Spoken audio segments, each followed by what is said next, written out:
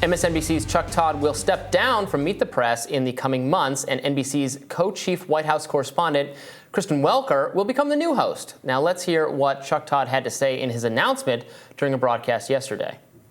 This is going to be my final summer here at Meet the Press. It's been an amazing, nearly decade-long run. I'm really proud of what this team and I have built over the last decade, and frankly, the last 15-plus years that I've been here at NBC, which also includes my time as political director. I've loved so much of this job, helping to explain America to Washington and explain Washington to America. When I took over Meet the Press, it was a Sunday show that had a lot of people questioning whether it could still have a place in the modern media space. Well, I think we've answered that question and then some. We've taken Meet the Press from a single Sunday show to a distinct and important political franchise. According to NBC, Todd plans to remain at NBC in a new role as chief political analyst.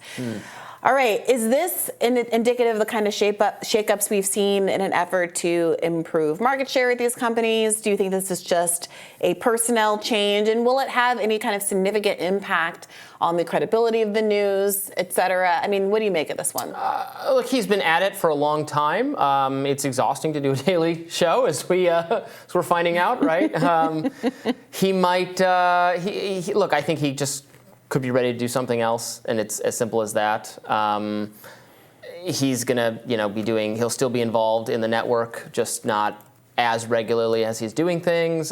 It sounds like he's leaving of his own accord, right? He's still doing it. He's still gonna do it all summer. If it was the network, wanting to end things with him, it'd be ending much more rapidly, as far as I can tell, based on all the recent departures and shakeups there's been in cable news. It seems like when they're done with you, they're done with you. Your final show is tomorrow, or maybe it was yesterday and we didn't tell you. So I just kind of take him at his word that he's kind of done with it, and he's passing it on to another person. Now, I think Chuck Todd, regardless of what your opinions are of his commentary, his journalism, is kind of a known name. Probably people watch for him and for who he is. And I'm not sure he can hand that off to just anyone, but I don't really know. Maybe that's just a theory. That could be totally wrong. Well, he's being replaced by Kristen Welker, who is also at NBC News, a familiar face to people who turn on that channel. I was looking at Chuck Todd's trajectory to this position, and it seems like it was, he dropped out of college, worked for some not especially notable political campaigns, wrote for some publications, was brought in to the fold, by other journalists. It is the kind of career that I think a lot of people can't imagine accessing today, when, for better or worse, there's like a different kind of credentialism and expectations of these kind of news hosts.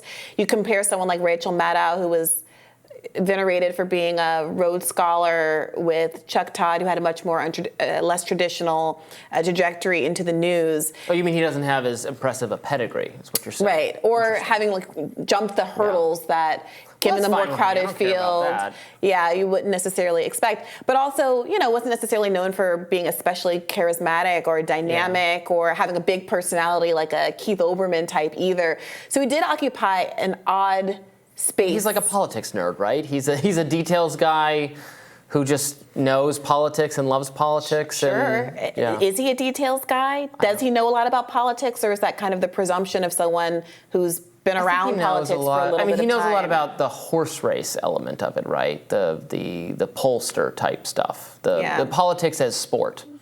Yeah, well, I'm not, which I'm kind of denigrating as I'm describing here, and you're right, not a commanding. It's the Beltway guy. It's the view from nowhere. Exactly, it's the kind of guy who came up through, working on a campaign and working on some magazines, and who has had that lens in this role for a time. So he's not going far. It seems he'll be around. It'll be interesting to see if there's any difference at all when you look at Kristen Welker and what she does with the show. But it's also worth noting that Chuck Todd was a big misinformation guy. I don't know if you remember that colloquy he had about alternative facts. That's where it started, right? That was with Kellyanne Conway, I believe, former advisor to President Trump, commenting on that was Sean Spicer, I believe, was the press secretary at the time for Donald Trump.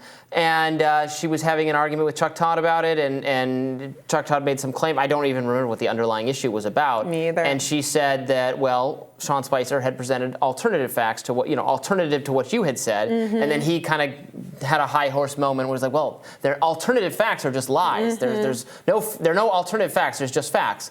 But that's kind of like, that's missing the point that we disagree, or they were disagreeing, and people just in general disagree on what the underlying facts are. In fact, well-informed and smart people can disagree. That can happen, and sometimes people lie. Yeah. And there's no factual record to support what they're saying. So, right. This was about the size of the Trump screen. Of the Trump screen. That's what all of this was about. So yes, sometimes people just lie to save face. But that does feel in retrospect like this weird historical turning point, and how we talked about the news. So much language was minted during that Trump era. So Chuck Todd certainly has made his mark in some ways. We'll see how history bears that out in the longer term. And it's worth noting also that leading up to this announcement that there was some reporting on the idea that ratings had been flailing somewhat. He says in his announcement in the segment that we just watched, we've answered that question. Could the show survive in the contemporary media cycle? Well, we've answered that question and then some. But how have you answered that question exactly? The show obviously persists and it has grown in certain ways, but also has been suffering from the same kind of ratings crises that the industry as a whole has been suffering from. So I do think that there's a lot ahead of Kristen Welker in terms of being able to keep this ship afloat. I would also put Chuck Todd in the category of journalists who, for better or worse, treated Trump and the people who accompanied him in the White House, the broader Trump environment, as so pathologically dishonest that it was like an exception. Like the alternative facts was part of that. Like this is beyond the pale. This is a level of lying that no political figure has ever engaged in. That you're right. You can have your opinion, but if your opinion is misinformation, that's harmful to the health of democracy. That kind of thing, that from my point of view is very cloying and very catastrophizing everything, and lost credibility with viewers who maybe recognize that, Trump is exaggerating all sorts of things and lying about all sorts of really petty things. But what about the significant lies that have been sold to the American people by political figures in both parties, by previous Republican administrations with the support of Democrats, George Bush and Hillary Clinton, everybody getting together to say Iraq would be a great idea and we have to do this, and they'll greet us as liberators, and they have weapons of mass destruction, and it'll be easy cleanup. We'll have a stable democracy in the Middle East. Yeah. The most significant political, tactical, strategic policy mistake in our lifetimes, perhaps, and that was treated as, here's what people think. But then Trump, this is disinformation, deadly, scary. Can't normalize it. The thing about the Trump lies, like for the example, the crowd size ones, is that they're so blatant that they get people's heckles up. And it does cause folks to lose a sense of proportionality. And that is one of his political gifts, I gotta say, whether it's strategic and purposeful or not. He is very adept at getting people to focus on the things that aren't ever going to really take him down because they're petty. And if you like him, you're not going to stop liking him because of something like that. Right. But it is a really great distraction from the more substantive issues. And people like Chuck Todd have fallen for that over the last 5 or 6 years or so. So we'll see if this is a new changing of the guard. A thorough roasting of Chuck Todd that I didn't even know we had in us. But here we go. Tomorrow on Rising, Bree and I will be right back here. Same rising time, same rising place to bring you the biggest news of the day. Be sure to like, share, and subscribe so you never miss any content. And for those of you who prefer to listen while you're on the go, we are now available anywhere you listen to podcasts. See you tomorrow. Take care. Bye-bye.